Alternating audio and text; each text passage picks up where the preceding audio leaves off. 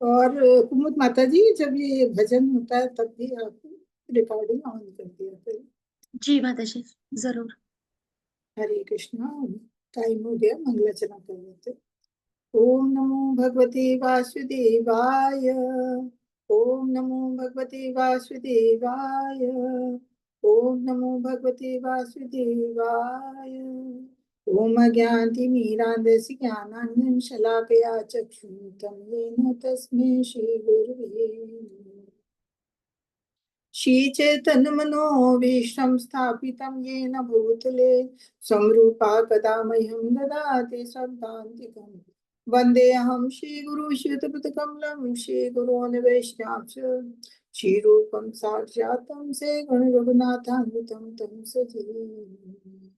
सादतं सावधूतं परिजनसहितं कृष्ण चैतन्यदेवं श्री राधा कृष्ण पादान् गणलता श्री विशाखान्वितांश्च। हे कृष्ण करुणा सिंधु दीन बंधु जगतपते गोपेश गोपिका कांता राधा कांत नमस्तुते। तप्त कांचन गौरांगी राधे वृंदावनेश्वरी विश्वांसुते देवी प्रणमामि हरे। नमो विष्णुपदाय कृष्ण पृष्ठाय भूतले श्रीमति भक्ति वेदांत स्वामी इति नामिने।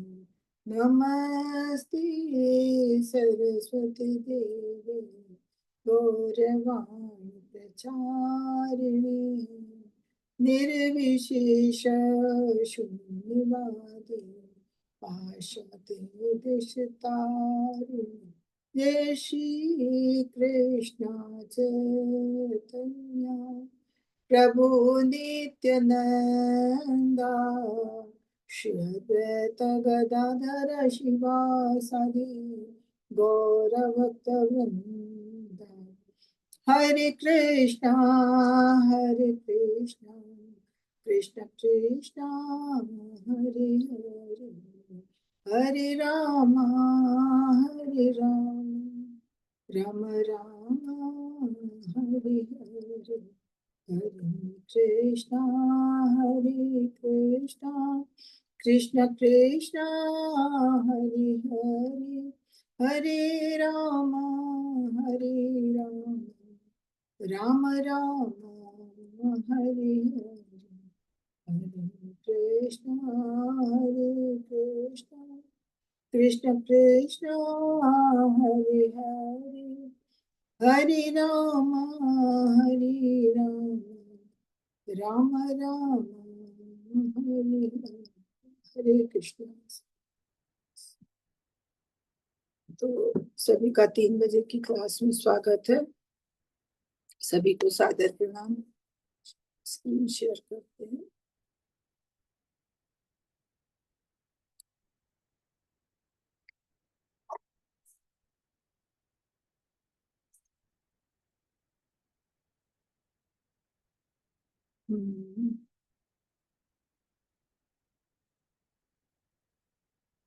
तो आज ईशोपनिषद का आखिरी श्लोक है 18वां।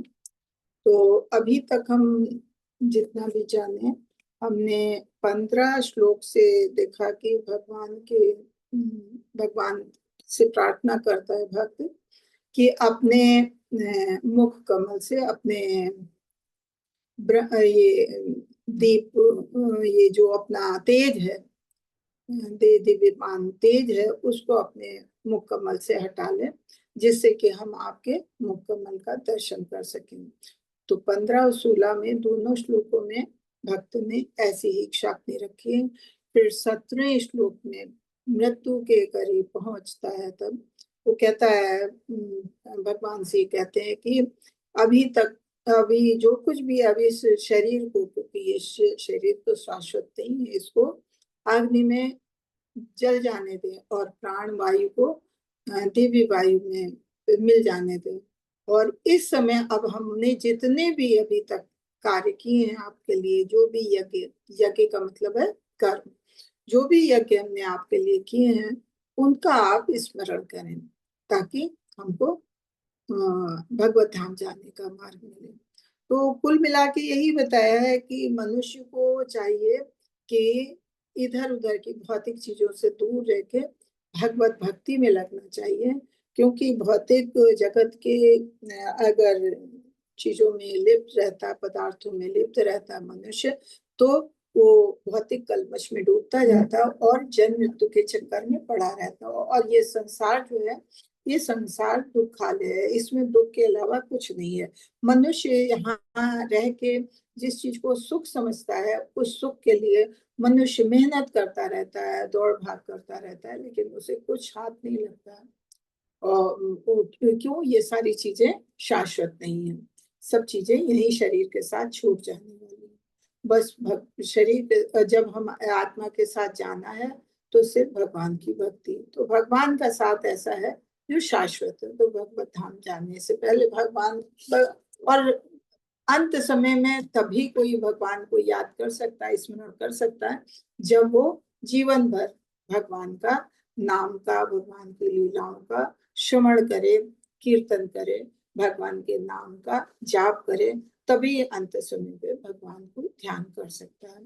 अब 18वें श्लोक में एक भक्त भगवान से यही कहता है कि आप अग्नि के समान शक्तिशाली हैं और सब कुछ करने वाले आप में, सर्वशक्तिमान हैं।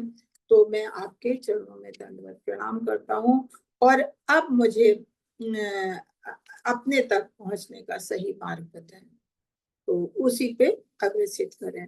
तो अब हम 18वां श्लोक लेते हैं, आदि शोकोपनिषद का लास्ट श्लोक है। हरे कृष्ण। जगत गुरु श्री प्रपाद की जय, राधा माधव की जय। 18वां श्लोक मंत्र 18 भक्ति की अंतिम प्रार्थना है, जो कृष्ण की कृपा को प्राप्त करना चाहता है। कृष्ण को अभी तक दर्शन करना चाहता था, लेकिन जब अंत समय आता है तो भगवान को प्राप्त करना चाहते हैं। तो अब हम श्लोक पढ़ते हैं।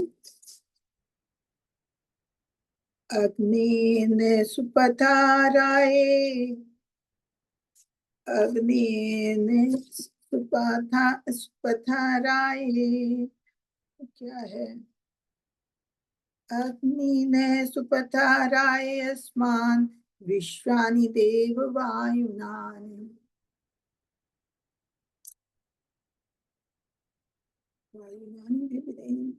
अग्निने सुपथाराय अस्मान् विश्वानि देव वायुनानि वेदान् युयोधि अस्मत् जुहुराणं मेन भूश्रेष्ठां ते नमः उक्तिं विधेम।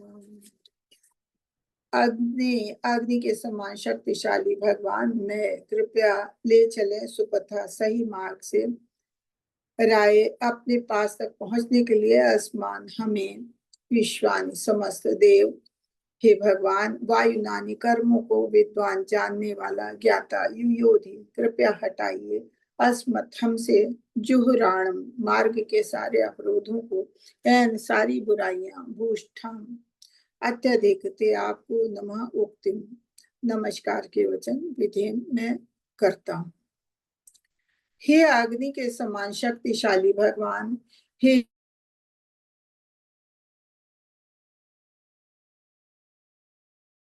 प्रणाम करता हूँ। हे भगवान, आप अपने तक पहुंचने के लिए मुझे सही मार्ग पे ले चले, और चूंकि आप मेरे द्वारा भूतकाल में किया गया सब कुछ जानते हैं, अतः मुझे विगत पापों के फलों से मुक्त कर दें, जिससे मेरी प्रगति में कोई अवरोध न हो।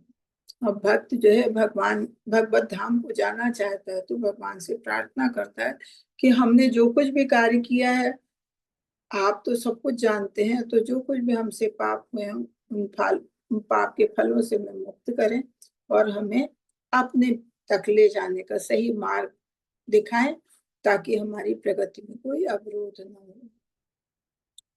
और इस तरह से भगवान को पूरी तरह से समर्पण करता है। भगवान के आगे जब समर्पण कर देता है तो भगवान सारे पापों को से मुक्त कर देते हैं। जैसे भगवान ने भगवत गीता में भी कहा है 18वें श्लोक में, 18वें अध्याय में, सर्वधर्म परित्याज्य मामेकं शरणं व्रजामि तां सर्वपापेभ्यो मोक्षयामि मा शुचः।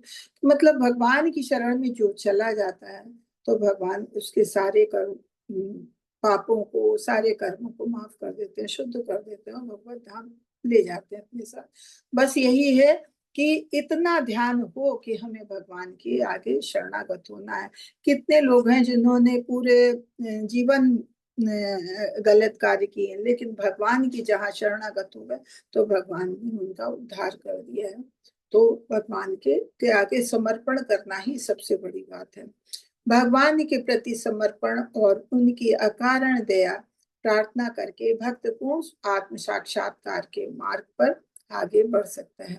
भगवान के आगे अगर पूर्णतया समर्पण कर दे तो भगवान के हेतु की कृपा प्राप्त होती, क्योंकि भगवान बहुत ही दयालु है और इस तरह से वो आत्म साक्षात्कार के मार्ग पर आगे बढ़ जाता है।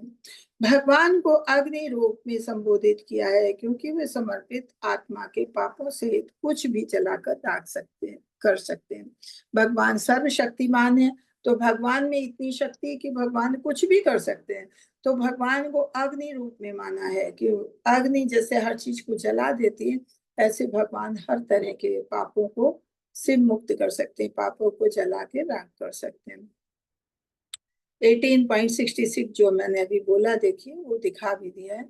सर्वधर्म परित्याज्य मामेकं शरणं व्रजामि तां सर्वपापेभ्यो मोक्षयामि मा शुचः। समस्त प्रकार के धर्मों का परित्याग करो और मेरी शरण में आओ, मैं समस्त पापों से तुम्हारा उद्धार कर दूंगा, डरो मत। तो धर्म का मतलब हिंदू मुस्लिम से नहीं, धर्म का मतलब है जो भी हम कार्य करते हैं उन सब चीजों को भूल जाएं। जिधर भी हमारा ध्यान जाता है उन सब चीजों को भूल के सिर्फ और सिर्फ भगवान की शरण में चले जाना है। भगवत गीता के 2.64 में कहते हैं भगवान, राग देश विमुक्तस्तु विषयान् इंद्रियश्चरन् आत्म आत्मवो वैश्वरी विधेतात्म आत्म प्रसाद गच्छति। किंतु समस्त राग तथा द्वेष से मुक्त एवं अपनी इंद्रियों को संयम द्वारा वश में करने में समर्थ व्यक्ति भगवान की पूर्ण कृपा प्राप्त कर सकता है। तो भगवान की कृपा पाने के लिए, भगवान की भक्ति के लिए, जैसे हमने अभी तक पढ़ा है कि भक्ति करने के लिए हमें भौतिक चीजों से दूर हटना होता है और किसी के प्रति भी अगर हमारे मन में ईर्ष्या है, द्वेष है कि अगला ऐसा खा रहा है, हमें क्यों नहीं मिल रहा, अगला ऐसा कर रहा है, उसने इतनी तरक्की कर ली, हम क्यों नहीं कर रहे हैं, किसी के बारे में नहीं सोचना है, हमें खाली अपने बारे में सोचना है और हमें अपनी इंद्रियों को संयम में रखना है। ऐसा नहीं है कि हमको जिस चीज के लिए मना किया गया, नहीं हमें अच्छा लगता है तो हम खाएंगे, हमें चाय के बिना हमसे नहीं रहा जाता, हम चाय के बिना नहीं रह सकते, मैं तो चाय पीनी नहीं। जब भगवान को नहीं पसंद है तो हमें चाय नहीं पीनी चाहिए। भगवान को जो नहीं पसंद है वो कार्य हम नहीं करेंगे, तभी भगवान हमसे प्रसन्न होंगे, तभी हमें भगवान की अहेत की कृपा प्राप्त होगी। तो इसलिए अपने भगवान कहते हैं कि सारे राग द्वेष से मुक्त हो और सबसे मतलब बुरा भला किसी के बारे में मत सोचो, अपने बारे में सोचो और अपनी इंद्रियों पे संयम करो कि अगर हमें नहीं खाना तो नहीं खाना, ये कार्य में नहीं करना है तो नहीं करना। तो इस तरह से अपनी इंद्रियों को संयम में करो और अपनी इंद्रियों को पूर्णतया भगवान की भक्ति में लगा दो।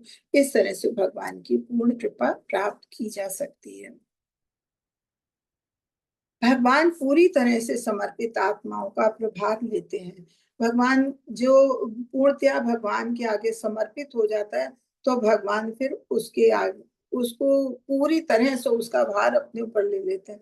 फिर भगवान उसके लिए उसे कुछ सोचने की आवश्यकता नहीं। तो जो भगवान के अनन्य भक्त होते हैं तो देखिए उन्हें ना अपने खाने की फिक्र होती है ना पीने की होती, तो क्या वो भूखे नहीं रहते? नहीं, वो भूखे नहीं रहते हैं। भगवान सारा कुछ उनके लिए, जो उनके लिए आवश्यकता है वो भगवान स्वयं पूरी करते हैं।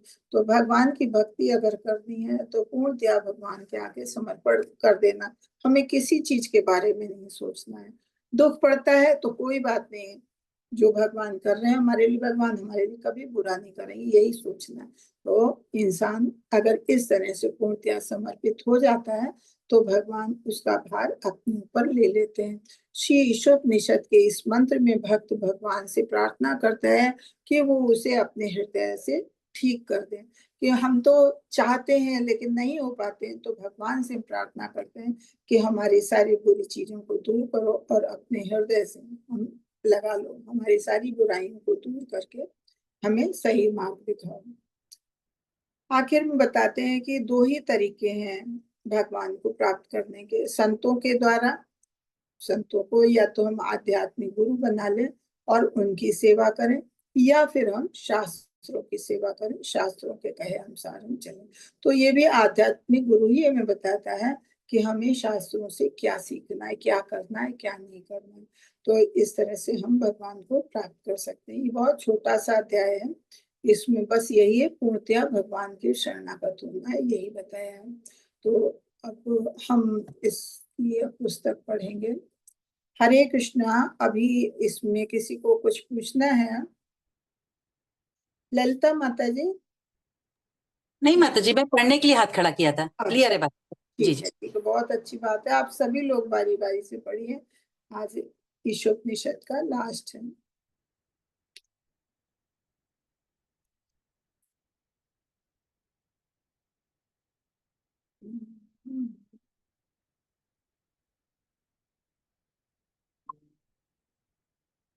18वां श्लोक पढ़िए माता जी, अनुवाद से। हरे कृष्ण। हरे कृष्णा। ललिता माता जी पढ़ लीजिए माता जी। जी माता जी पढ़। हे अग्नि के समान शक्तिशाली भगवान, हे सर्वशक्तिमान, अब मैं आपके चरणों में दंडवत प्रणाम करता हूँ। हे भगवान, आप अपने तक पहुंचने के लिए मुझे सही मार्ग पर ले चलें, और चूंकि आप मेरे द्वारा भूतकाल में किया गया सब कुछ जानते हैं, अतएव मुझे विगत पापों के फलों से मुक्त कर दें, जिससे मेरी प्रगति में कोई अवरोध न आए। हरे कृष्ण। तात्पर्य: भगवान की शरण ग्रहण करने तथा उनकी अहेतु की कृपा के लिए प्रार्थना करने से भक्त पूर्ण आत्म साक्षात्कार के पथ पर प्रगति कर सकता है। भगवान को अग्नि के रूप में संबोधित किया गया है क्योंकि वे किसी भी वस्तु को भस्म कर सकते हैं जिसमें शरणागत व्यक्ति के पाप, मतलब थोड़ा ऊपर कर दीजिए, वो हैंड का आ रहा है, व्यक्ति के पाप भी सम्मिलित हैं, जैसा कि पिछले मंत्रों में वर्णन हुआ है। उन परम का वास्तविक या चरम स्वरूप पूर्ण पुरुषोत्तम भगवान का है, और उनकी निर्विशेष ब्रह्मा ज्योति उनके मुख के ऊपर का दीप्तिमान आवरण है। इस प्रयास में आत्म साक्षात्कार का कर्मकांड पथ सबसे निम्न है। ऐसे कर्म वेदों की विधि विधानों से लेश मात्र भी विचलित होने पर विकर्म में परिणत हो जाते हैं, अर्थात ऐसे कर्म जो कर्ता के हित में नहीं होते। ऐसे विकर्म भ्रमित जीव द्वारा मात्र इंद्रिय तृप्ति के लिए किए जाते हैं। अतएव ऐसे कर्म आत्म साक्षात्कार के मार्ग में बाधक बनते हैं। आत्म हरे साक्षात्कार। कृष्ण। हरे थोड़ा सा। कृष्ण। हाँ, तो यहाँ पे भगवान सर्वशक्तिमान है और उनकी तुलना अग्नि से की गई है। अग्नि कुछ भी जला के भस्म कर देती है, और भगवान का भक्त जो है वो पूर्णतया भगवान के आगे समर्पित होता है, और वो कहता है कि हम आपको दंडवत प्रणाम करते हैं और मुझे अब सही मार्ग पे ले चलें। क्यों? क्योंकि हमने जो कुछ भी अभी तक किया है, और मतलब सबसे छुप सकता है, भगवान से नहीं। तो आप तो सब कुछ जानते हैं, तो हमने जो कुछ भी पाप किए हैं उनको, उनके फलों से भी हमें मुक्त कर दें। क्योंकि अग्नि के समान भगवान को कहा गया, तो भगवान कुछ भी जला के कर सकते हैं, उसमें एक भक्त के पाप भी हैं। तो जिससे मेरी प्रगति में कोई अवरोध ना हो, कि भगवान भगवत मार्ग पे जाने में उनसे कोई अवरोध ना होने पाए। अब कहते हैं, भगवान की शरण ग्रहण करने तथा उनकी अहेतु की कृपा के लिए प्रार्थना करने से भक्त पूर्ण आत्म साक्षात्कार के पथ पर प्रगति करता है। कि अगर भगवान के पूर्णतया शरणागत हो गए, भगवान के हेतु की कृपा हमें मिल गई, तो फिर आत्म साक्षात्कार की प्रगति पे कोई बाधा नहीं है। क्योंकि भगवान के ही मार्ग पे जाना है, भगवान अगर प्रसन्न है तो फिर कुछ भी मुश्किल नहीं है। भगवान को अग्नि के रूप में संबोधित किस लिए किया गया है? क्योंकि वे किसी भी वस्तु को जला के भस्म कर सकते हैं, जिसमें शरणागत भक्त के पाप भी सम्मिलित हैं। जब उस घर में भी कोई बच्चा होता है, अगर लाख गलती करे, लेकिन अगर अपनी गलती को मान लेता है और माता पिता के आगे शरणागत हो जाता है, तो माता पिता सब कुछ भूल जाते हैं और उसको गले से लगा लेते हैं। तो वही चीज यहाँ है, भगवान के हम सब बालक हैं। हम तो जाने जाने बहुत पाप करते हैं, हम पतित हैं। क्यों? क्योंकि हम भौतिक जगत में हैं तो दीन हैं, लेकिन जब भगवान के आगे शरणागत हो जाते हैं पूर्णतया, तो भगवान हमारे भी पापों को चला के राख कर सकते हैं। बस करने की बात यह है कि हमें पूर्णतया भगवान के शरणागत होना और आगे फिर हमें गलत कार्य करने के लिए नहीं सोचना। अगर ऐसा सोचते हैं तो भगवान की कृपा मिलती है और उस तरह से फिर हम सब कुछ पा सकते हैं। जैसा कि पिछले मंत्रों में वर्णन हुआ है कि उन परम वास्तविक या चरम स्वरूप पूर्ण पुरुषोत्तम भगवान है और उनकी निर्विशेष ब्रह्म ज्योति उनके मुख के ऊपर दीप्यमान आवरण है। जैसे अभी हम 15-16 श्लोक में हमने यही जाना है कि जो ब्रह्म ज्योति है भगवान के मुख के ऊपर का आवरण है, जिसकी वजह से भगवान के दर्शन नहीं हो पाते हैं। तो भक्त कहता है कि आप अपने दीप्तमान आवरण को हटा लें। ये दीप्तमान क्या आवरण क्या है? भगवान की ब्रह्म ज्योति है, भगवान से निकला हुआ प्रकाश है। जैसे सूर्य की धूप अगर बहुत तेज होती है, किरणें तेज होती हैं, तो आप सूर्य के दर्शन नहीं कर सकते हैं। जब सूर्य की किरणें बहुत हल्की हो जाती हैं, तब आपको सूर्य का गोला दिखाई देता है। तो इसी तरह से यहाँ पे भगवान का प्रकाश इतना तेज है कि हमको भगवान का चेहरा नहीं दिखता है। तो भक्त कहता है कि अपने चेहरे के ऊपर का ये ब्रह्म ज्योति का जो आवरण है दीप्तमान, उसको हटा दें। तो और जो लोग जैसे भौतिक जगत में कर्म कांड है, हमारे वेदों में कर्म कांड बताए गए हैं कि किस कार्य को करने से क्या फल प्राप्त होता है, कौन सा यज्ञ करो, कौन सी पूजा करो। ये सब भौतिक जगत के लिए है कि हम भौतिक आवश्यकताएं पूरी करनी होती है, तब हम कर्म कांड करते हैं। लेकिन अगर कर्म कांड के चक्कर में पड़ जाते हैं तो आत्म साक्षात्कार नहीं प्राप्त कर सकते। आत्म साक्षात्कार जो है बिल्कुल अलग है। वो भगवान के आगे अपने को शरणागत करने का मतलब है कि हम भगवान के मार्ग को समझें, भगवान से अपने संबंध को समझें और हम किस तरह से भगवान के विषय हुए संबंध को स्थापित फिर से कर सकते हैं। तो वो है आत्म साक्षात्कार। लेकिन वो हमें कर्म कांड के द्वारा नहीं प्राप्त हो सकता है। कर्म, ये वेदों में ये जो विधि विधान लिखे हैं, ये कर्म कांड करने से हम विकर्म में परिणित हो जाते हैं। विकर्म क्या है? जो हमारी आध्यात्मिक उन्नति में बाधा है, क्योंकि ये तो सारे हमारे इंद्रिय तृप्ति के लिए है। हमारे भौतिक जगत में हमें क्या चाहिए क्या नहीं चाहिए, उसके लिए ये कर्म कांड है। तो जब हम इनको करते हैं तो हम भ्रमित हो जाते हैं और फिर हम भगवान के मार्ग पे नहीं पहुंच पाते, फिर तो हम भौतिक चीजों में उलझे रह जाते हैं।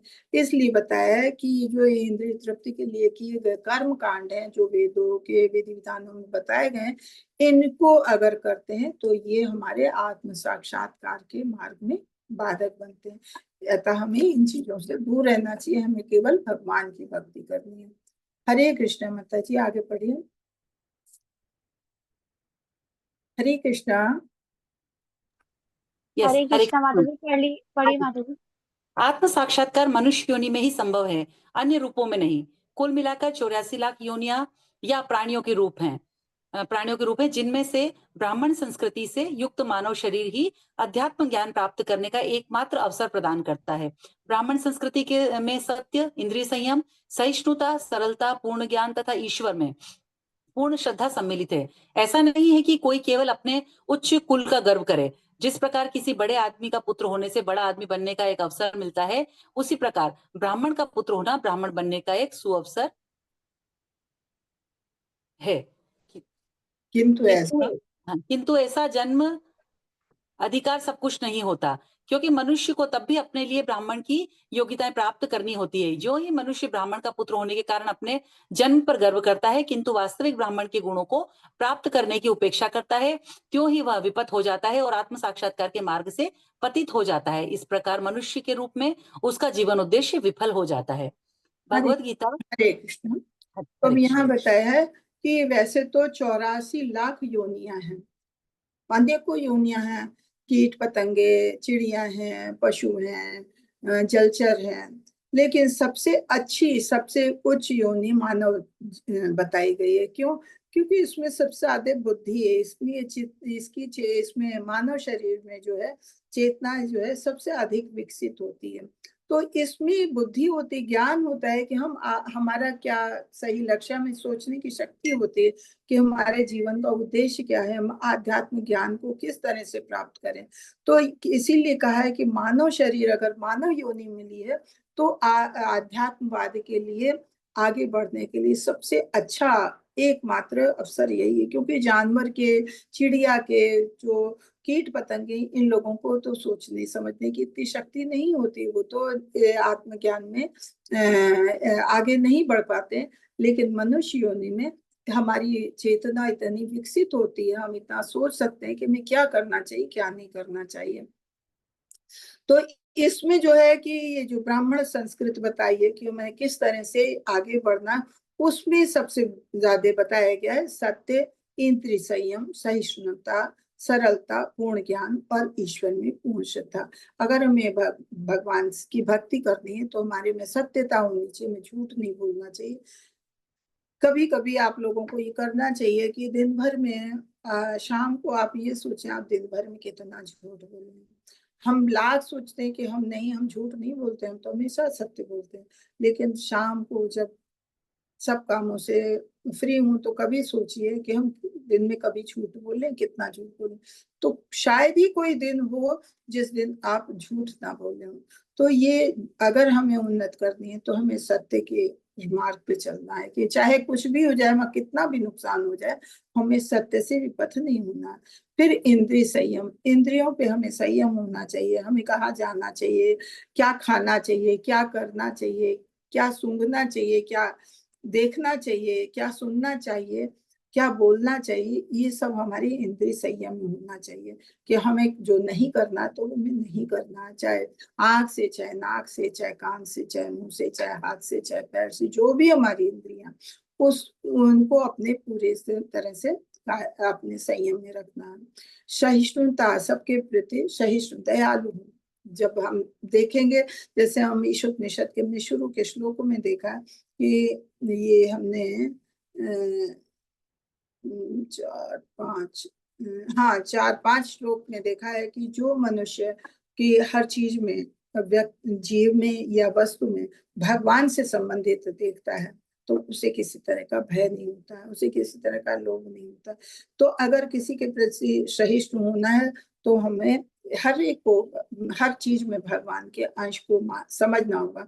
अगर हम भगवान के अंश को, भगवान के रूप में हर चीज को देखते हैं ना, तो हमें किसी चीज के प्रति क्रोध नहीं होगा, किसी चीज के प्रति घृणा नहीं होगी, सहिष्णुता अपने आप में आ जाएगी। सरलता होना चाहिए। फिर हमें वेदों का, जो हमारे शास्त्रीय ज्ञान है, विधि विधान है, उनका पूरा ज्ञान होना चाहिए। और इसका ज्ञान हमको एक आचार्य से ही मिल सकता है। तो हमें आचार्य को गुरु बनाना चाहिए कि गुरु से हम पूरा ज्ञान हासिल करें, में क्या करना चाहिए, क्या नहीं करना चाहिए। फिर ईश्वर के प्रति, भगवान के प्रति पूर्ण श्रद्धा होनी चाहिए। जैसे मायावादी या निर्विशेषवादी भगवान पे विश्वास नहीं करते हैं तो वो गलत मार्ग पे जाते हैं। अगर हमें भक्ति करना है तो हमें भगवान पे पूर्ण श्रद्धा, पूरा विश्वास होना चाहिए। ऐसा नहीं कि केवल उच्च कुल ही गर्व करें, कि मतलब अगर हमने ब्राह्मण परिवार में जन्म ले लिया तो हम सोच लें कि नहीं अब तो हम ब्राह्मण हो गए और हमें तो भक्ति मिली जानी। नहीं, ऐसा नहीं है। जैसे कहते हैं कि किसी अगर बड़े आदमी के घर में जन्म ले लिया किसी बच्चे ने तो उसे बड़ा आदमी बनने का अवसर मिलता है। तो ऐसे ब्राह्मण के घर में अगर उच्च कुल में आपने जन्म लिया है तो ये अच्छी बात है कि एक आपको अवसर मिला है, उसके लिए आपको कोई मेहनत नहीं करनी है, बस जो ब्राह्मण के गुण हैं उनको अपनाए रखना है। तो अवसर एक आपको मिला है। लेकिन ऐसा भी नहीं है कि अगर ब्राह्मण कुल में आप उत्पन्न हैं तो आप भक्ति में आगे बढ़ ही जाएंगे। नहीं, ये कोई जन्म सिद्ध अधिकार नहीं है। आपको ब्राह्मण कुल में जन्म होने के बाद भी ब्राह्मण की योग्यताएं प्राप्त करनी होती हैं। अगर ब्राह्मण की योग्यताएं नहीं है तो ब्राह्मण में जन्म लेना आपका निरर्थक है, फिर आप विपद पे चले जाएंगे। और कह रहे हैं कि अगर ब्राह्मण कुल में या उच्च कुल में जन्म होता है और उस पे हम गर्व करते हैं तो और जो हमारे कर्म हैं उनकी उपेक्षा करते हैं, तो हम कभी भक्ति में आगे नहीं बढ़ सकते। हम भटक जाएंगे, विपत हो जाएंगे, हमारी भक्ति गिर जाएगी, हम भक्ति में आगे नहीं बढ़ सकते।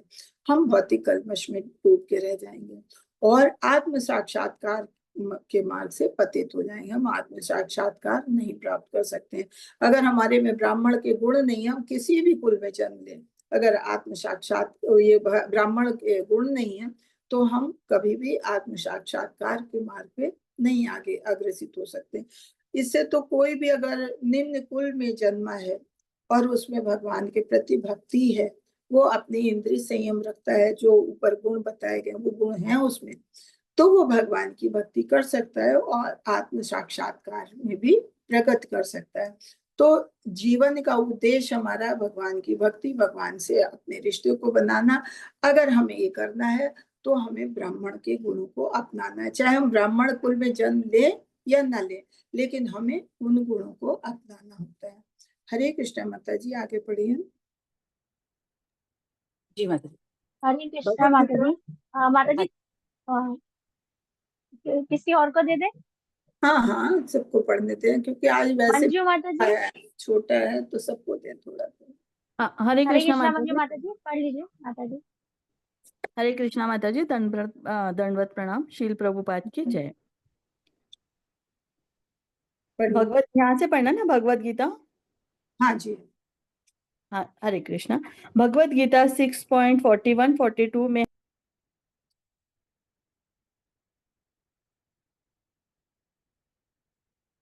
पढ़िए। माता जी आप म्यूट हो गए, अनम्यूट कीजिए माता जी। Okay okay. अब आ रही है माता जी आवाज? हाँ, आ रही है। हरे कृष्णा माता जी, दंडवत प्रणाम। भगवत गीता 6.41-42 में हमें भगवान आसक्त करते हैं कि आत्म साक्षात्कार के पथ से पतित अर्थात योग भ्रष्ट आत्माओं को या तो अच्छे ब्राह्मण परिवार में या धनी व्यापारियों के परिवारों में जन्म लेकर अपना सुधार करने का अवसर प्रदान किया जाता है। ऐसे जन्मों से आत्म साक्षात्कार के उच्च अवसर प्रदान किए जाते हैं। यदि मोहवश इन अवसरों का दुरुपयोग किया जाता है तो मनुष्य परम शक्तिमान भगवान द्वारा प्रदत्त मानव जीवन के सुनहरे अवसर को खो देते हैं। विधि विधान ऐसे हैं कि जो उनका पालन करता है वह सकाम कर्मों के स्तर से उन्नति कर दिव्य ज्ञान के स्तर को प्राप्त करता है। अनेक जन्मों तक दिव्य ज्ञान का अनुशीलन कर लेने पर जब मनुष्य भगवान की शरण ग्रहण करता है तब वह पूर्ण बनता है। यह सामान्य प्रक्रिया है, किंतु यदि कोई प्रारंभ से ही शरण ग्रहण कर लेता है, जैसे कि इस मंत्र में संतुति की गई है, तो वह भक्तिमयी प्रवृत्ति ग्रहण करते ही समस्त प्रारंभिक अवस्थाओं को पार कर लेता है। ऐसा कि भगवत गीता 18.66 में कहा गया है, भगवान तुरंत ऐसे शरणागत जीव का भार अपने ऊपर ले लेते हैं और उनके सभी पाप कर्मों के फल से मुक्त कर देते हैं। कर्मकांड में अनेक पाप निहित हैं, जबकि ज्ञान कांड में ऐसे पाप कर्मों की संख्या कम है। किंतु भगवत गीता भक्ति पथ में किसी प्रकार के पाप होने की संभावना नहीं रहती। भगवत भक्त भगवान के सारे शुभ गुणों को प्राप्त कर लेता है। जो ब्राह्मण के गुणों के विषय में क्या कहा जाए, भक्त स्वतः एक दक्ष ब्राह्मण के गुण प्राप्त करके यज्ञ संपन्न करने का अधिकारी हो जाता है, भले ही उसका जन्म ब्राह्मण कुल में ना हुआ हो। ऐसा है भगवान का सामर्थ्य। वे ब्राह्मण कुल में जन्मे व्यक्ति में निम्न कुल जन्मा चंडाल बना सकते हैं और चंडाल को भक्तिमय सेवा के बल पर योग ब्राह्मण से भी श्रेष्ठ बना सकते हैं। हरे कृष्ण, हरे कृष्ण। हरे कृष्ण माता जी। सब पढ़ लेते हैं। अब कह रहे हैं भगवद गीता 41-42 में हमें भगवान आश्वस्त करते हैं कि आत्म साक्षात्कार के पथ से पतित अर्थात योग भ्रष्ट आत्माओं को या तो अच्छे परिवारों में या धनियों व्यापारियों के परिवारों में जन्म लेकर अपने बोध को सुधारने का अवसर प्राप्त होता है। ऐसे जन्मों से आत्म साक्षात्कार के उच्च अवसर प्रदान किए जाते हैं। यदि मोहवश के इन अवसरों का दुरुपयोग किया जाता है तो मनुष्य परम शक्तिमान भगवान द्वारा प्रदत्त मानव जीवन के सुनहरे अवसर को खो देता है। तो 41-42 में यही कहते हैं, पापे पुण्य कृताम लोकशान ईशुषिता शाश्वती समः शुचिनाम श्रीमताम गेहे योग भ्रष्टो भी जायते। या फिर 42 में कहते हैं, अथवा योग नामेव कुले भवति धीमताम एतदि दुर्लभतरम लोके जन जदीशम।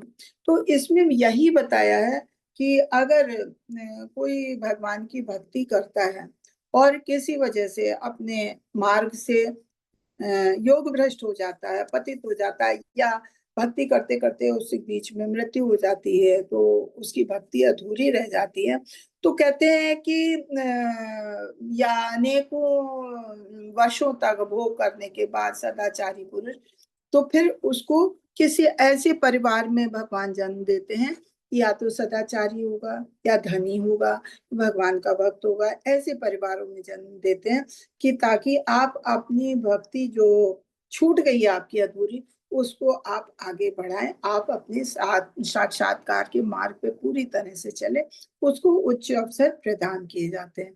तो अगर मन लेकिन मिला है आपको ऐसे घर में, ऐसे परिवार में जन्म मिला, लेकिन आपने उसका दुरुपयोग किया कि हाँ धनी परिवार में मिला या भक्त परिवार में आपको जन्म मिला, तो पता चला आप जो है आपने उसका ध्यान ना देके और आप भौतिक चीजों में लिप्त हो गए, तो भौतिक चीजों के प्रति आपका मोह बढ़ गया, तो फिर आपका ये सुनहरा अवसर भी छूट जाता है कि आपको इतना अच्छा अवसर मिला कि ऐसे परिवारों में जन्म मिला, और फिर भी आप अगर भक्ति नहीं करते हो तो आप ऐसे अवसरों को छोड़ देते हो।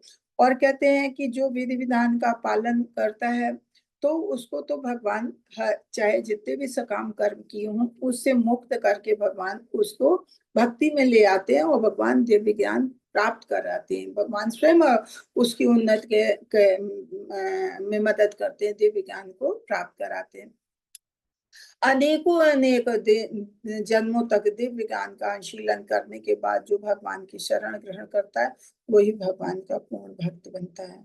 और ये सामान्य क्रिया है, जैसे कि हमने भगवत गीता के 18.66 में भी पढ़ा है, अगर कोई शुरू से ही भगवान की शरण ग्रहण कर लेता है तब तो कोई बात ही नहीं है कि अच्छी बात है। अगर कोई ने नहीं किया है, बाद में भी अगर भगवान की शरण ग्रहण किए तो भगवान की उसके ऊपर अहित की कृपा होती है, वो भगवान सब पापों से उसे मुक्त करते हैं। जैसे हमने भी आपको बताया था, संधन परिताजे मामेकम समजाम ताम सब पापेभ्यो मोक्षयामि मा शुचिम, भगवान सारे पापों से आपको मुक्त कर देते हैं। और लेकिन कर्म कांड ऐसे हैं, कर्म कांड में अनेकों पाप निहित हैं, क्या उसमें तो भौतिक जगत की अपनी इंद्रिय तृप्ति के ही लिए सारे कार्य हैं, तो अगर वो आप सारे कार्य करेंगे तो ज्ञान से तो आप दूर हटेंगे और फिर पाप कर्मों की संख्या बढ़ जाएगी, आप भगवान की भक्ति ना करके आप दूसरे मार्ग पे भटक जाएंगे।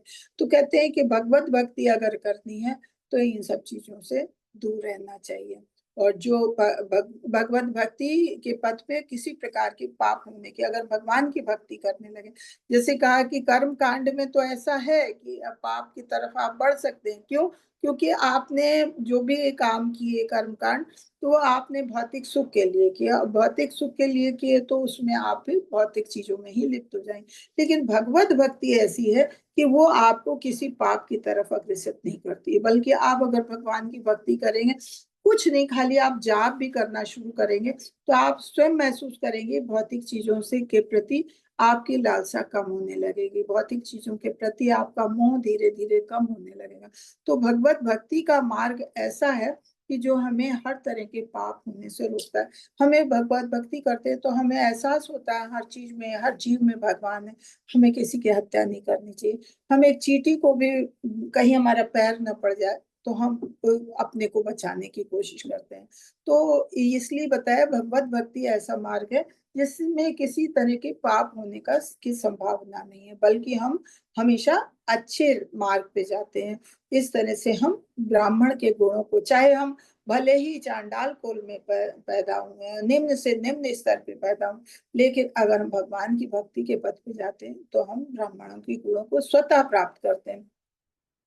और ये बात कह रहे हैं कि भगवान में इतनी शक्ति है, भगवान तो सर्वशक्तिमान है, भगवान देखते हैं हम क्या करना चाहते हैं। तो भगवान हमको, अगर हम निम्न से निम्न कुल में भी जन्मे हैं तो भगवान हमें ब्राह्मण की योग्यताएं प्राप्त करा सकते हैं। और अगर हम ब्राह्मण कुल में भी जन्मे हो लेकिन हमारे में भौतिक चीजों के प्रति मोह है तो भगवान हमें चांडाल के स्तर तक ले जा सकते हैं, निम्न कुल तक ले जा सकते हैं। कि हम, पता चला ब्राह्मण कुल में जन्मे हैं लेकिन हम जानवरों को काट के जानवरों का मांस खा रहे हैं, तो ये क्या है, ये निम्न स्तर वाली बातें हो जाती ना। तो ब्राह्मण कुल में जन्म लेना हमारा निरर्थक हो जाता है, बेकार हो जाता है। तो भगवान, लेकिन भगवान कहते हैं ठीक है, तुम्हें यही अच्छा लगता है तुम यही करो, और यही पाप करते रहो और पाप फल भोगते रहो और आते जाते रहो। तो हमें निम्न से निम्न योनि में जाना पड़ता है। हरे कृष्णा माता जी, आगे पढ़िए। हरे हरे कृष्णा माता कृष्णा। जी। राधा माता जी, राधा माता जी आप पढ़ लीजिए। मैं कृष्ण माता जी। शील प्रभुपाद जी ग्रंथ तात्पर्य श्री शील प्रभुपाद जी द्वारा। क्योंकि सर्वशक्तिमान भगवान सबके हृदय में स्थित है, अतः वे अपने निष्ठावान भक्तों को निर्देश दे सकते हैं जिससे वे भी सही मार्ग पा सकते हैं। ऐसे निर्देश विशेषतः भक्त को दिए जाते हैं, भले ही वह कुछ अन्य चीज की इच्छा कर रहा हो। जहाँ तक अन्यों का संबंध है, ईश्वर किसी कर्ता को उसके ही अपने उत्तरदायित्व पर अनुमति देते हैं, किंतु भक्त की भावना इस तरह निर्देश देते हैं कि वह कभी त्रुटि नहीं करता। श्रीमद् भागवत के 11.42 में कहा गया है। मतलब श्लोक पढ़ दीजिए। स्वपाद मूलम भजता प्रियस्य भक्तानि भावस्य हरि हरि परेश विकर्म यच्चोत पतितं कथंचि अधुनोति सर्व हृदय सनिष्टविष्ट। हरे कृष्ण। भगवान अपने पूर्ण शरणागत भक्त के प्रति इतने दयालु है कि यद्यपि भक्त कभी कभी विकर्म अर्थात वैदिक आदेशों के विरुद्ध कर्म के बंधन में आ जाता है तो वो तो भी वो भक्त के हृदय के भीतर से टूटे टुकड़े ठीक कर देते। इसका कारण यही है कि भक्त भगवान को अत्यधिक प्रिय है। श्री ईश्वर में इस मंत्र में मत भगवान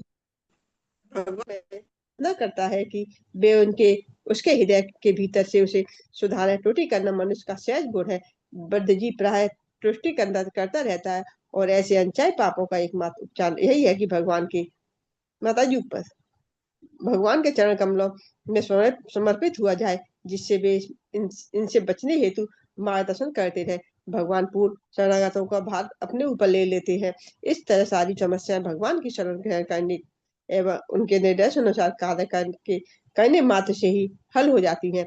ऐसे निर्देश निष्ठावान भक्त को दो प्रकार के दिए जाते। पहला साधु शास्त्र तथा गुरु के द्वारा, तथा दूसरा स्थिर स्वयं भगवान द्वारा, जो हर एक के हृदय में निवास करते हैं। इस तरह वैदिक ज्ञान के प्रबुद्ध भक्त सभी प्रकार के रक्षित रहता है। वैदिक ज्ञान दिव्य है, अतः संसारी हरे कृष्णा माता जी। हरे कृष्ण। थोड़ा सा रुक जाते हैं, यहाँ तक पढ़ जैविक चले। हरे कृष्ण। तो हाँ, भगवान कह रहे हैं भगवान सर्वशक्तिमान है, वो सभी के हृदय में स्थापित रहते हैं। और हमको कभी आप लोग महसूस भी करें, कोई काम करते हैं तो अंदर से एक आवाज लगती है कि नहीं, ये काम गलत है, मत करो, लेकिन हम नहीं मानते हैं, हमको जो करना होता है हम वही करते हैं। तो भगवान हमारे अंदर से बोलते हैं, भगवान हमारे अंदर हैं, वो हमें इशारा देते हैं, लेकिन अगर हम सही मार्ग नहीं पकड़ते हैं, उनकी कहे को नहीं मानते, तो हमसे गलती हो जाती है, वही हम पाप कर बैठते हैं। इसी को कहते हैं चैत्य गुरु। चैत्य गुरु कौन होते हैं? ये भगवान हम जो हमारे अंदर बैठे हैं परमात्मा के अंश के रूप में, वही चैत्य गुरु हैं। तो भगवान हमको निर्देश देते हैं लेकिन हम नहीं मानते हैं। तो भगवान हमारे अंदर बैठे हुए हमको हमेशा निर्देश करते हैं, भले ही वो कुछ अन्य चीज की इच्छा कर रहा हो। जहां तक कि अन्यों का संबंध है, ईश्वर किसी कर्ता को उसके ही उसकी अपने उत्तरदायित्व पर अनुमति देते हैं। किंतु भक्त को भगवान इस तरह निर्देश देते हैं कि वो कभी भी त्रुटि नहीं करता। श्रीमद् भागवत के, हाँ, तो वैसे जनरल मनुष्य को सबको भगवान निर्देश देते हैं। जैसे हम बता रहे हैं कि हमारे हृदय के अंदर परमात्मा के अंश रूप में जो भगवान बैठे, वो हमें हमेशा मार्ग दिखाते हैं। लेकिन क्या है, हम नहीं मानते हैं, हम अपने मन की करते हैं, वही गलती कर लेते हैं।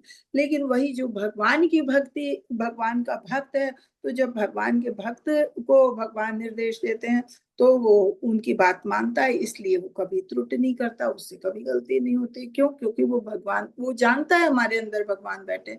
अगर हमारे अंदर से कोई आवाज आ रही है तो हमें उसे मानना चाहिए, इसलिए वो कभी त्रुटि नहीं करता। कहते भगवान अपने पूर्ण शरणागत भक्त के प्रति इतने दयालु हैं कि यद्यपि कभी कभी विकर्म अर्थात वैदिक आदेशों के विरुद्ध कर्म के बंधन में भी आ करता है। बहुत बार ऐसा होता है कि बड़े बड़े भक्त भी कभी कुछ गलती कर देते हैं, लेकिन क्योंकि भगवान भक्त के हृदय में है और भगवान इतने दयालु हैं, तो अंदर से बैठे बैठे वो उनकी त्रुटि को ठीक कर देते हैं। ये इसका त्रुटि कैसे ठीक करते हैं, इसका भी उदाहरण हम आपको बताएं। इसका कारण ये है कि भक्त भगवान को अत्यधिक प्रिय। इसका उदाहरण बताएं, हम खुद गए थे भगवान वृंदावन, और वहां हमसे एक बहुत बड़ा अपराध हो गया। हमने महसूस किया, जैसे ही अपराध हुआ हमें एहसास हुआ कि हाँ, हमने अपराध किया। और अपराध किया तो आए तो अपने कमरे पे, रात भर में नींद नहीं आई। सवेरे हम मंगल आरती भी नहीं अटेंड कर पाए, क्योंकि सवेरे एकदम नींद आई, रात भर सोए नहीं थे। और हमारे मन में वही गूंज रहा था कि हाँ, हमने बहुत बड़ा अपराध कर दिया, बहुत बड़ा अपराध कर दिया। तो गए दूसरे दिन हम राधा कुंड, श्याम कुंड वगैरह घूमने गए। फिर वहां पे भगवान ने उसका हमको मार्ग दिखाया कि हमें ये करना चाहिए। हमने वो सब किया और हमारी आत्मा को शांति मिली। हमें बहुत अंदर से खुशी हुई कि हमने अपराध तो किया, लेकिन भगवान ने हमें मार्ग दिखाया। तो क्या है, वो भगवान हमारे अंदर बैठे हमारी त्रुटियों को स्वयं ठीक करते हैं। तो ऐसा नहीं है हम गलती नहीं करते, गलतियां होती है। हम लाख, हम तो खैर अभी बद्ध जीव हैं, लोग बड़े बड़े भक्त भी होते हैं, उनसे भी गलती हो जाती है, लेकिन भगवान हर हृदय में बैठे हैं। तो भगवान सभी के प्रति दयालु हैं, और शरणागत भक्त जो है उसके प्रति तो और अधिक है। तो उसकी हमेशा मदद भगवान स्वयं करते हैं। तो यहाँ पे ये कह रहे हैं, ईशोपनिषद के इस मंत्र में भक्त हमेशा भगवान से प्रार्थना करता है कि हृदय के भीतर से उसकी त्रुटियों को सुधारें। क्योंकि त्रुटि तो करना मनुष्य का सहज स्वभाव है, वो करता ही करता है। हम लाख कहें हम नहीं गलती करते हैं, हम नहीं झूठ बोलते हैं, लेकिन ऐसा नहीं है, हम मनुष्य हैं, हमसे गलतियां होती हैं। लेकिन भक्त फिर अंत समय में भगवान से यही कहता है कि आप हमारे अंदर बैठे हो, तो अंदर से हमारी गलतियों को सुधारो। त्रुटि करता रहता है, और ऐसे अनचाहे पापों का एकमात्र सही उपाय यही है कि भगवान के चरण कमलों में समर्पित हो जाए। जब भगवान के चरण कमलों में समर्पित हो जाते हैं तो भगवान हमें मार्ग दिखाते हैं। क्यों? भगवान तो सभी के प्रति दयालु हैं, और अपने शरणागत भक्तों के प्रति अधिक ही है, कि वो तो कहते हैं कि जो शरणागत भक्त हैं उनका भार भगवान स्वयं अपने ऊपर ले लेते हैं।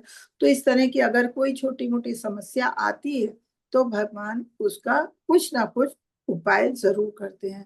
बस ये है कि उनके निर्देशानुसार कार्य करने से ही हम इन चीजों से बच सकते हैं। अगर हमें अंदर से निर्देश मिलता है तो हमें उसको सुनना चाहिए, उसके हिसाब से चलना चाहिए। ऐसे निर्देश निष्ठावान भक्त को दो प्रकार से दिए जाते हैं। पहला साधु शास्त्रों द्वारा तथा गुरु के द्वारा, तथा दूसरा स्वयं भगवान द्वारा। कभी तो ऐसा होता है कि हमसे गलती होती है, हम अपने गुरु से पूछते हैं, शास्त्रों के द्वारा, गुरु तो शास्त्रों की बात बताते हैं, तो वो बताते हैं किस तरह से तुम्हें अपनी गलती का उपचार करना। और दूसरा ये है कि जैसे हम बता रहे हैं कि हमारे अंदर भी भगवान बैठे हैं, तो वो हमारी गलती को सुधार करते हैं। तो इस तरह से अगर भगवान की भक्ति करते हैं तो हमारा सुधार होता है और हम हर प्रकार से सुरक्षित रहते हैं। बस ये भगवान की भक्ति में जुड़ने की बात है। हरे कृष्णा। माता जी किसी और को दे पढ़ने को। हरे कृष्णा। भारती माता जी पढ़ लीजिए माता जी। हरे कृष्णा माता जी, सादर प्रणाम। सादर प्रणाम। प्रभुपाद जी की जय। प्रभुपाद जी के द्वारा वैदिक ज्ञान दिव्य है, अतः संसारी शैक्षिक पद्धतियों से नहीं समझा जा सकता। केवल भगवान तथा गुरु की कृपा से ही मनुष्य वैदिक मंत्रों को समझ सकता है। यस्य देवे परा भक्ति अर्था देवे तथा गुरु। यदि मनुष्य प्रामाणिक गुरु की शरण ग्रहण कर लेता है तो समझना चाहिए कि उसे भगवत कृपा प्राप्त हो गई है। भगवान भक्त के लिए गुरु रूप में प्रकट होते हैं। इस तरह गुरु वैदिक आदेश तथा भीतर से स्वयं भगवान भक्त का पूरे सामर्थ्य से मार्गदर्शन करते हैं। इससे भक्त के भौतिक मोह की माया में पुनः पतन की कोई संभावना नहीं रहती। इस तरह चारों ओर से संरक्षित भक्त पूर्ण सिद्धि के चरम लक्ष्य तक निश्चित रूप से पहुंचता है। इस मंत्र में इस संपूर्ण विधि का संकेत दिया गया है और श्रीमद् भागवत 1.2.72 में इसकी और व्याख्या हुई है। भगवान के यश का श्रवण तथा कीर्तन स्वयं ही एक पुण्य कार्य है। भगवान चाहते हैं कि प्रत्येक व्यक्ति उनके गुणों का श्रवण तथा कीर्तन करे, क्योंकि वे समस्त जीवों के हितैषी हैं। भगवान के यश के श्रवण तथा कीर्तन से मनुष्य समस्त अवांछित वस्तुओं से शुद्ध हो जाता है और तब ईश्वर की प्रति उसकी भक्ति स्थिर हो जाती है। इस अवस्था में भक्त में ब्राह्मण गुण आ जाते हैं और प्रगति के अधम गुणों रजो तथा तमो का प्रभाव पूर्णतः लुप्त हो जाता है। भक्त अपनी भक्ति में सेवा के बल पर पूर्णतः प्रबुद्ध हो जाता है और इस प्रकार वह भगवान के पथ को तथा उनको प्राप्त करने की पद्धति को जान लेता है। जो जो सारे संशय घटते जाते हैं तो वह शुद्ध भक्त बन जाता है। इस प्रकार पूर्ण पुरुषोत्तम भगवान श्री कृष्ण के निकट लाने वाले ज्ञान श्री ईशो उपनिषद के भक्ति वेदांत तात्पर्य पूर्ण हुए हैं। हरे कृष्ण। हरे कृष्ण हरे कृष्ण।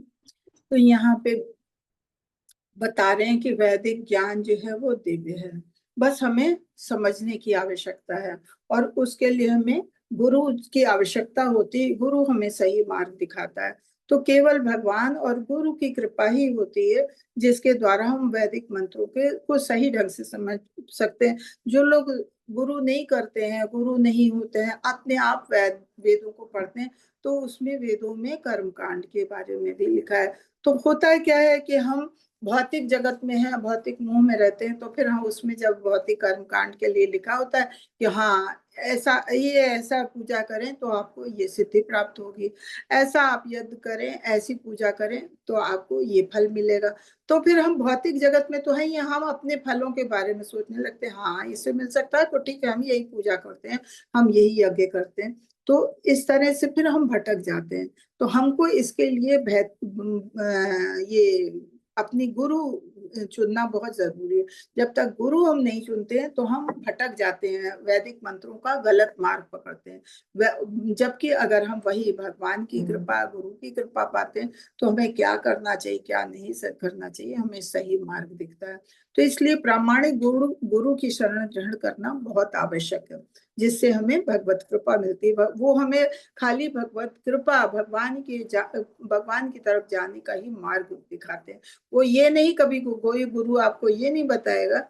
अब हम और दुनिया के नहीं जानते हैं, लेकिन जो यहाँ आपके इस्कॉन में मिलेंगे कोई भी प्रामाणिक गुरु, तो कोई आपको ये नहीं बताएगा कि वेदों में ये कर्म कांड लिखा है, आप ये कर लो तो आपको की धन की बढ़ोतरी होगी, आपको पुत्र की प्राप्त होगी, आपकी तरक्की हो जाएगी नौकरी में। वो कोई भौतिक चीजों के बारे में नहीं बताएंगे। वो हमेशा ये बताएंगे कि आपको क्या करना चाहिए जिससे आप भगवत कृपा प्राप्त कर सके, जैसे आप आध्यात्मिक उन्नत कर सके। तो इसलिए हमें प्रामाणिक गुरु की शरण लेनी चाहिए। वो हमें सही मार्ग दिखाते हैं, सही मार्गदर्शन करते हैं, जिससे हम भौतिक मोह जाल से छूटते हैं। हमारी धीरे धीरे ये भौतिक मोह जो है धीरे धीरे कम होता जाता है, और कम होता जाता है तभी हम भगवान की तरफ बढ़ते हैं। और अपने आप अपने मन से पढ़ते हैं तो मार्ग भ्रष्ट होते हैं, और इस तरह से हमारे भौतिक ये आध्यात्मिक जगत में जाने से हमारा पतन हो सकता है, हमारी भक्ति गिर सकती है। तो इसलिए हमें भगवान को प्रामाणिक गुरु को जरूर चुनना चाहिए। उन्हीं के आदेशों अनुसार हमें भक्ति में आगे बढ़ना चाहिए। श्रीमद् भागवतम के भी पहले कैंटो के सेकंड चैप्टर में ऐसा बताया है, इसकी व्याख्या की गई है। आगे बता रहे हैं कि भगवान के यश की, भगवान की महिमाओं का श्रवण और कीर्तन भी बहुत पुण्य कर्म है, तो इससे भी आप उन्नत कर सकते हो। जो इंसान रोज रोज भक्तों का साथ करता है, भगवान के गुणों का, भगवान की महिमाओं का श्रवण करता है, भक्तों के साथ बैठ के कीर्तन करता है, तो वो जो है वो समस्त जीवों का हितैषी होता है। क्यों? क्योंकि उसमें फिर पाप कर्म उसके छूटते जाते हैं। वो किसी से घृणा नहीं करता है, किसी से द्वेष नहीं करता है, तो इसलिए सबका हितैषी बनता जाता है। इसलिए भगवान के श्रवण और कीर्तन में बहुत शक्ति है। इससे हम हर तरह से शुद्ध होते हैं और हम भक्ति में आगे बढ़ते हैं, हमारी भक्ति स्थिर होती है। और इस तरह से कह रहे हैं भक्त में अपने आप, चाहे वो किसी कुल में भी जन्म हो, लेकिन उसमें ब्राह्मण के गुण आने लगते हैं। और ये जो भौतिक प्रकृति के रजोगुण तमोगुण है, इनका प्रभाव धीरे धीरे समाप्त होता जाता है। तो इसलिए हमें ये बहुत जरूरी है कि हम प्रामाणिक गुरु को चुने, उनसे हम ज्ञान लें। दूसरा, भक्तों के बीच में जरूर बैठे, भक्तों का साथ करें, भक्तों के मुंह से भगवान की लीलाओं का, भगवान की महिमाओं का गुणगान सुने, उनके साथ बैठ के कीर्तन करें, जिससे हम धीरे धीरे भौतिक चीजों के मुंह से मुक्त होते जाएं और भगवान की भक्ति में आगे बढ़े, हम आध्यात्मिक उन्नति की तरफ जाएं। भक्त अपनी भक्तिमय सेवा के बल पर पूर्णतया प्रबुद्ध हो जाता है और इस प्रकार वो भगवान के पथ को और उनको प्राप्त करने की पद्धति को जान लेता है। जैसे जैसे संशय घटते जाते हैं, त्यों त्यों भगवान की भक्ति बढ़ती जाती है। तो इस तरह भगवान ये परम पूर्ण पुरुषोत्तम भगवान श्री कृष्ण के निकट जाने वाला ईशोपनिषद के भक्ति वेदांत तात्पर्य। हरे कृष्णा। ये बताइए, किसी का कोई प्रश्न हो तो आप लोग प्रश्न करिए। ईशोपनिषद आज समाप्त हुई, कल से हम भक्ति रसामृत सिंधु शुरू करेंगे। हाँ राजन प्रभु जी बोलिए। माता जी मेरे 2 प्रश्न है। हाँ जी बोलिए। पहला प्रश्न ये है कि हम भगवान को समर्पण कैसे करें? भगवान का संपर्क तो हम डायरेक्ट नहीं कर सकते हैं। नहीं, समर्पण यानी कि उनको समर्पित कैसे होए? समर्पित ऐसे ही हो कि आप ये सोच लीजिए कि हम कुछ, जब आप ये जानने लगेंगे कि इतना ईशोपनिषद में आपने पढ़ा है कि हम कुछ नहीं करते हैं, जो कुछ भी है भगवान के द्वारा बनाया है। ये प्रकृति पूरी सृष्टि भगवान के द्वारा रचित है, जितने जीव हैं वो भगवान के द्वारा रचित है। इसमें हमारा हाथ कुछ नहीं, हम कुछ नहीं कर सकते। अगर हम एक हाथ भी लाते हैं तो वो भी भगवान की शक्ति से ही हिलता है। हम जो भी करते हैं भगवान की शक्ति से ही होता है। अगर हम इन चीजों को मान लेंगे कि हर चीज में हम भगवान को देखेंगे कि हाँ जो कुछ भी है भगवान का किया है, तो एक तो हमें किसी जीव से घृणा नहीं होगी, और फिर जब हम कुछ कर ही नहीं सकते तो हम पूर्णतया भगवान के आगे समर्पित हो ही जाएंगे। कि हम चाहते हैं, आप कहीं जाने का प्रोग्राम बनाए, अरे हम तो मथुरा जाएंगे, मथुरा वृंदावन जाना, आपको बहुत इच्छा है, आप बार बार टिकट भी करते हैं, लेकिन कोई बाधा आ जाती है, आप नहीं जा पाते। बहुत बार ऐसा होता है कि खास तौर से भगवत धाम जाने के, ये भगवान के जो तीर्थ हैं, ऐसी जगह जाने का तो बहुत ही होता। इसके अलावा भी भौतिक जगत में भी अगर लोग चाहते हैं कि हाँ हम ये कार्य करें, हम ऐसी फैक्ट्री लगाएं, ये करें वो करें, लेकिन उसमें उनका काम विफल हो जाता है, वो काम रुक जाता है, नहीं हो पाता। तो हम तो चाहते हैं, हम मेहनत भी करते हैं, लेकिन नहीं होता है। क्यों? क्योंकि भगवान की इच्छा नहीं, भगवान हमारे लिए उसको उचित नहीं समझते हैं, इसलिए नहीं होता। तो अब अगर ऐसे में हम भगवान को दोष देने लगते हैं तो हम भगवान के आगे समर्पण नहीं कर सकते। और वहीं पे अगर हम ये सोचते हैं कि भगवान जो भी कर रहा है हमारे लिए अच्छा, जरूर अगर हमारी कहीं भी गड़बड़ हुआ, हमने कहीं इंटरव्यू दिया और हमारा वहां सिलेक्शन नहीं हुआ, हम कोई फैक्ट्री खोलने की तैयारी कर रहे हैं, हमने पैसा भी लगाया, मेहनत भी लगाया, लेकिन उसमें हम कहीं मात खा गए और वो हमारा काम नहीं जम पाया। तो हम दुखी ना होकर यही सोच लें कि हमें शायद ये कार्य हमारे लिए नहीं था, इसलिए भगवान हमें सफलता नहीं दे रहे, भगवान ने कहीं कोई हमारे लिए दूसरा मार्ग चुना। अगर आप हर चीज में भगवान को इस तरह से सोचेंगे तो यही शरणागत है, यही शरणागत है कि किसी चीज में आप भगवान के लिए, कुछ भी आपके ऊपर कष्ट आता है, आप कभी ये ना सोचें कि भगवान सारे कष्ट हमारे लिए बनाते हैं, नहीं। अगर भगवान ने कुछ भी हम करना चाह रहे हैं, क्योंकि भगवान वो करता है हमारे लिए जो हमारे लिए अच्छा होता है, हम वो चाहते हैं कि जो हमें अच्छा लगता है, लेकिन भगवान जानते हैं कि हमारे लिए क्या अच्छा है क्या गलत है। तो भगवान हमारे मनचाहा नहीं करते, भगवान वो करते हैं जो हमारे लिए अच्छा होता है। तो अगर जो भी हमारे साथ होता है हमारी निगाह में अच्छा हो या बुरा, उसको अगर आप ये सोच लेंगे कि नहीं, भगवान शायद हमारे लिए ये नहीं ठीक था, तभी भगवान ने हमें इस मार्ग में जाने से रोक लिया, हमारी बाधा बनी है, जरूर कुछ ना कुछ। अगर आपके विचार इस तरह के होंगे, यही है शरणागत, कि हर चीज में आप पॉजिटिव सोचे भगवान के लिए। जैसे एक पिता है बच्चे के लिए कभी गलत नहीं करता, बच्चा सोचता है लो हम वहां जाना चाह रहे थे, पापा ने हमें रोक दिया, हम ये चाह रहे थे, पापा ने हमें रोक दिया, हम चाह रहे थे अभी हम बाइक ले लें, लेकिन पापा ने हमें पैसे नहीं दिए। पापा जानते हैं अभी तुम्हारी उम्र नहीं है बाइक चलाने की, अभी नहीं तुम्हें देना चाहिए बाइक, पापा ने नहीं लेके दी। लेकिन बच्चा तो इस चीज को नहीं समझता। तो इसी तरह से वो तो परम पुरुषोत्तम है, सबके पिता है, परम पिता है, तो वो सबको अच्छा बुरा जानते हैं। अगर हर चीज में आप ये सोच लेंगे, चाहे गलत हो चाहे सही, कि नहीं जो हो रहा है वो सही है, भगवान जो कर रहा है हमारे लिए वो सही कर रहा है, तो बस यही शरणागत है। और जब आप ऐसे हो जाएंगे ना, तो फिर धीरे धीरे आप देखेंगे कि सब कुछ आपके लिए ठीक ठाक है। और कभी आप महसूस भी करिए कि आप कोई काम कर रहे हैं और नहीं हो रहा है, जैसे इंटरव्यू, कई लोग जाते हैं बार बार इंटरव्यू देते हैं, नहीं होता है सिलेक्शन, तो हताश हो जाते हैं। हताश ना हो, आप ये सोचें कि शायद हमारा इससे अच्छी जगह कहीं होना, तभी भगवान यहाँ हमें सफलता नहीं दिला रहे।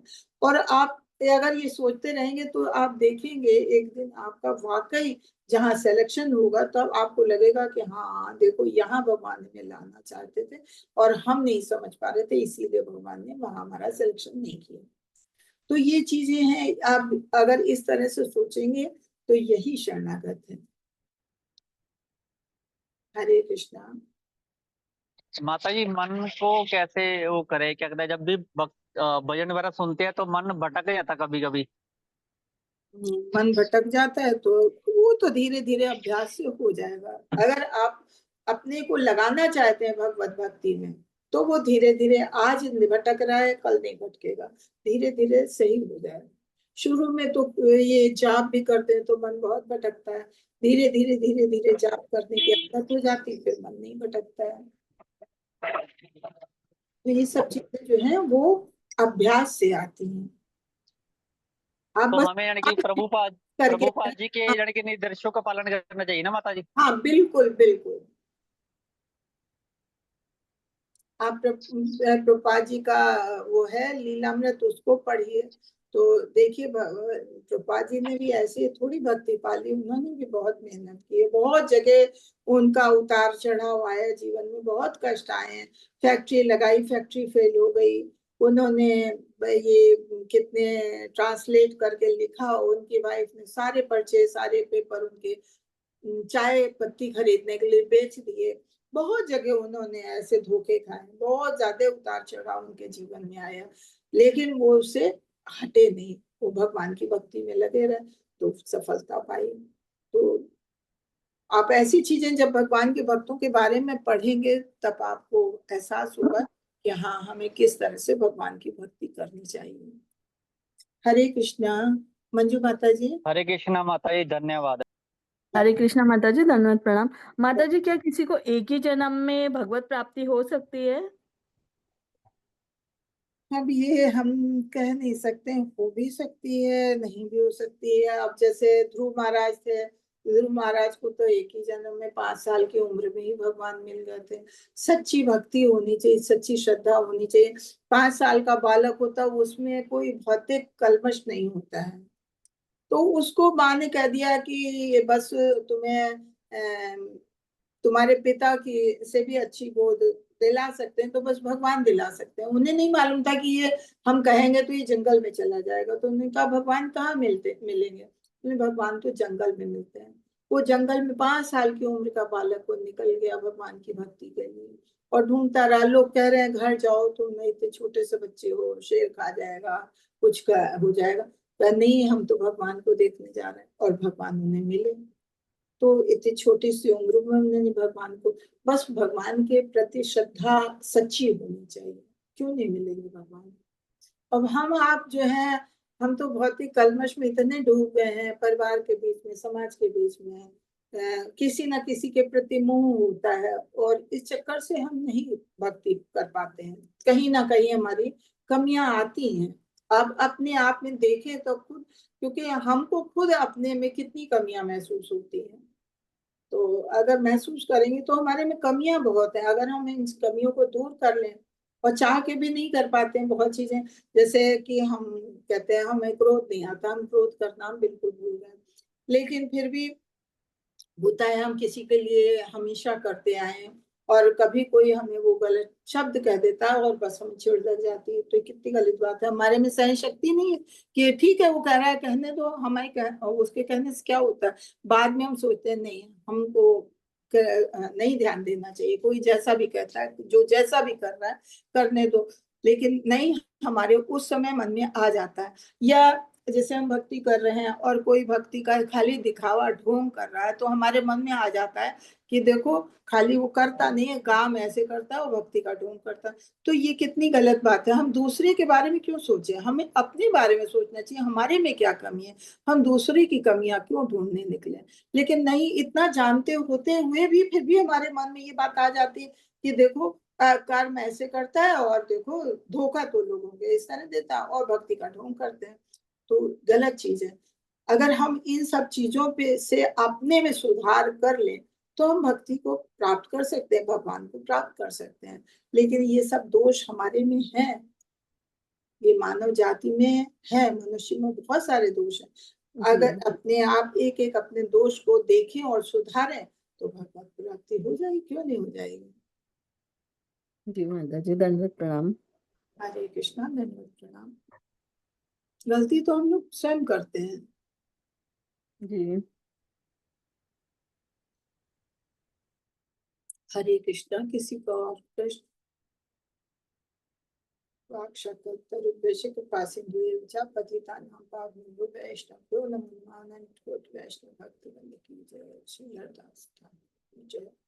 जगत गुरु श्री प्रपाद की।